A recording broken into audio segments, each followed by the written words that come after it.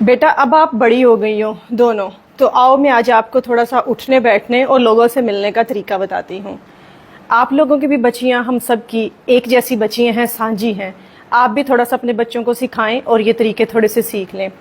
तो बेटा जब भी बाहर से कोई गैर महरम रिश्तेदार कोई ऐसे आते हैं तो आपने उनके साथ, अगर वो आपसे इस तरह गले मिलने की कोशिश करते हैं तो आपने ऐसे नहीं मिलना। आपने आके सलाम करना है या सर पे प्यार ले लेना है, जिस तरह बड़े बुजुर्ग प्यार करते हैं।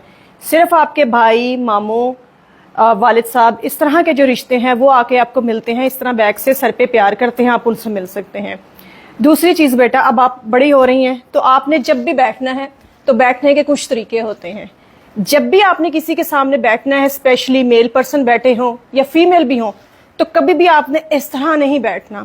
अपनी टांगों को हमेशा बेटा कवर करके बैठना है, इस तरह या फिर इस तरह।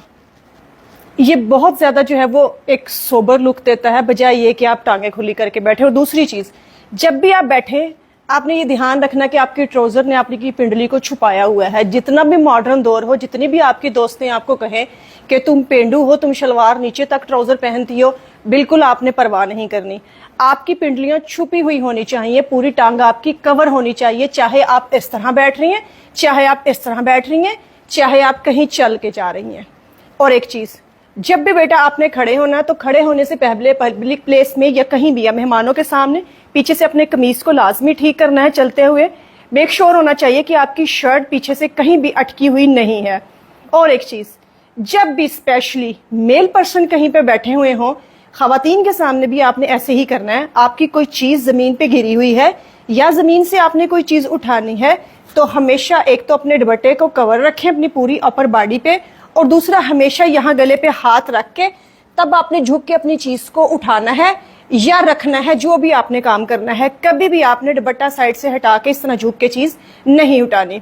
और एक बात बेटा, जब भी कभी पब्लिक से आप गुजर रहे हो, पब्लिक प्लेस पे आप गुजर रहे हो, आपको जितनी भी शदीद खांसी आ रही हो, आप कोशिश करें कि आप उस खांसी को रोकने की कोशिश करें।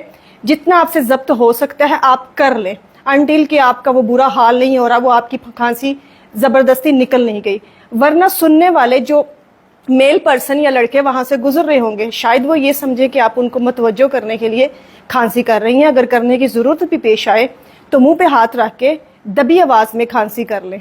ये वो चीजें हैं जो हमने आजकल अपने बच्चों को सिखानी चाहिए और मैं अपनी बच्चियों को सिखा रही हूँ। आई होप आप भी अपनी बच्चियों को ये वीडियो लाजमी दिखाएंगे।